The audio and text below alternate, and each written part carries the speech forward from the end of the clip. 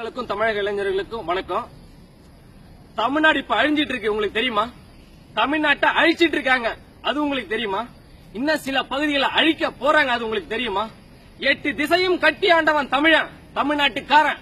இன்னைக்கு தமிழ்நாட்டை அழிக்க போறாங்க.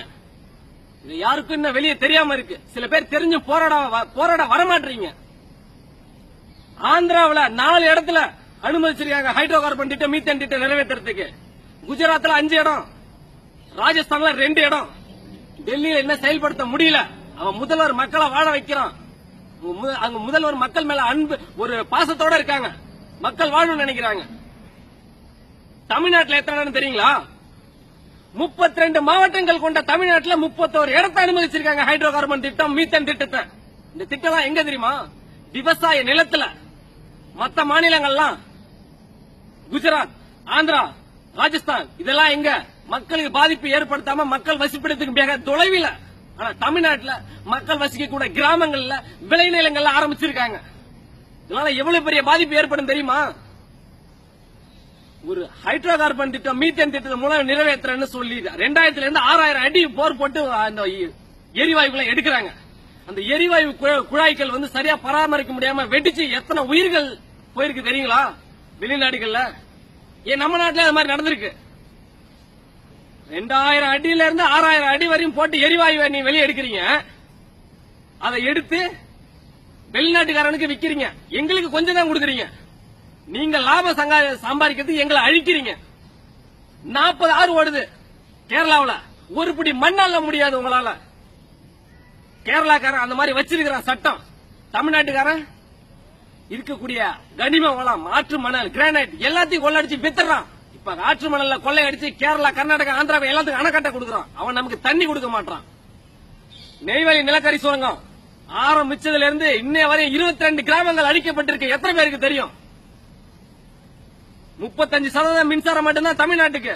65% மின்சாரம் கேரளா, கர்நாடகா, ஆந்திராவுக்கு போயிட்டு இருக்கு. ஆனா அவன் நமக்கு தண்ணி தரல. ஆனா நம்ம கரண்ட் தந்துட்டு இருக்கோம். கேட்க முடியாது, கேட்டா அடிப்பான். மீத்தேன் திட்டத்துக்காக 1,65,819 ஏக்கர் நிலப்பரப்பு கையகப்படுத்துறான். கையகப்படுத்தி வெளிநாட்டுக்கார கம்பெனி, அந்நிய நிறுவனம், இது போன்ற நிறுவனங்களுக்கு, ONGC போன்ற நிறுவனங்களுக்கு கொடுக்கறான். 4-5 வருஷம் குத்தகையா. நம்ம நிலம் மீத்தேன் திட்டம், ஹைட்ரோ கார்பன் திட்டம் எடுத்ததுக்கு அப்புறம் எப்படி இருக்கு தெரியுமா உங்களுக்கு? சிம்பிளா உதாரணமா சொல்லணும்னா, கரும்பா ஒரு மெஷின்ல போட்டா சாறு ஒரு பக்கமும் சக்க ஒரு பக்கமும் வரும். அவன் நம்ம நிலத்துல இருக்கக்கூடிய முக்கியமான சார புறா எடுத்துருவான், வெறும் சக்கையை கொடுத்துருவான். அதுக்கப்புறம் நீ எத்தனை உரம் போட்டாலும், எத்தனை எவ்வளவு செலவு பண்ணி நீ நிலத்தை பராமரிச்சாலும் ஒண்ணும் விளையாது. ஏன்னா சக்க அப்படிதான் போயிட்டு இருக்கு தமிழகம்.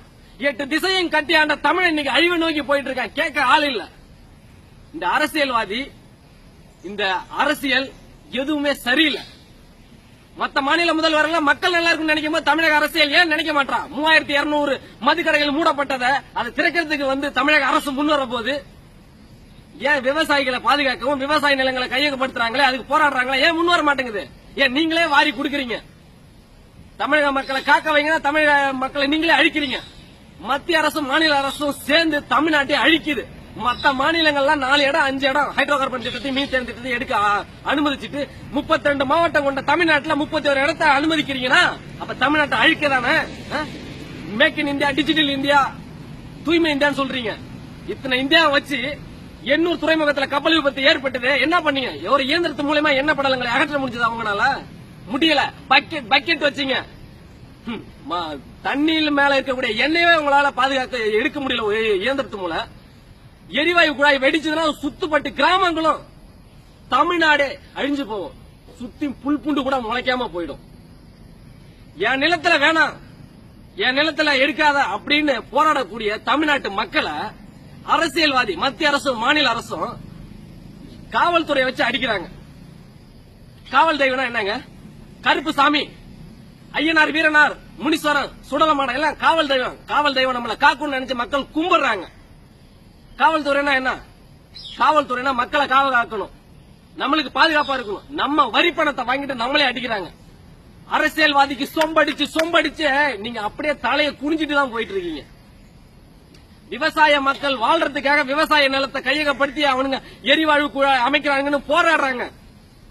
சமீபத்தில் கதிரமங்கலத்தில் அந்த எரிவாயு குழாய் வெடித்து எண்ணெய் படலங்கள் குடிநீரிலையும் விவசாய நிலங்களையும் பாதிச்சிச்சு.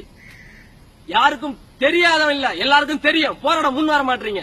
இன்னைக்கு தஞ்சை மாவட்டம், நாளைக்கு கடலூர், அடுத்தது தமிழகமே. உயிர் மிஞ்சுமா? தமிழ்நாட்டுல உயிர்கள் மிஞ்சுமா? எனக்கு என்ன நீங்க போயிட்டீங்கன்னா கடைசியா உயிரே இருக்காது.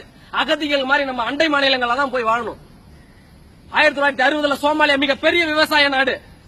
மீத்தேன் திட்டம், ஹைட்ரோ கார்பன் திட்டம் மூலமா எல்லாத்தையும் அந்த நாட்டுல செலுத்தி வெளிநாட்டுக்காரங்க கம்பெனி அந்த நாட்டு அரசியல்வாதிகள் கைக்குள்ள போட்டுட்டு அந்த ஹைட்ரோ கார்பன் திட்டம், மீத்தேன் திட்டத்து மூலம் அங்க எடுக்கிறன்னு போய் அந்த விவசாய நிலத்தை அழிச்சிட்டாங்க. இன்னைக்கு அந்த விவசாய நிலத்துல வெறும் புல் பூண்டு கூட முளைக்கல. அதே மாதிரி நிலைதான் தமிழகத்துக்கு வரப்போகுது. அது உங்களுக்கு பல பேருக்கு தெரிஞ்சு நீங்க போராடம் வர மாட்டீங்க, பல பேருக்கு தெரியல. அதுதான் வேதனைக்குரிய ஒண்ணு. காவல்துறையிட்ட ஒண்ணு கேட்டுக்கிறேன். போராட்டத்தில் கலந்துக்கூடிய ஆம்பளைங்களை கைது பண்ணி உள்ள தள்ளிடுறீங்க. பெண்கள், முதியவர்கள், குழந்தைகள் பார்க்காம தடியடி நடத்துறீங்க. ஒரு வயசான அம்மாவை 2 காவல்துறை ஆள் அடிக்கிற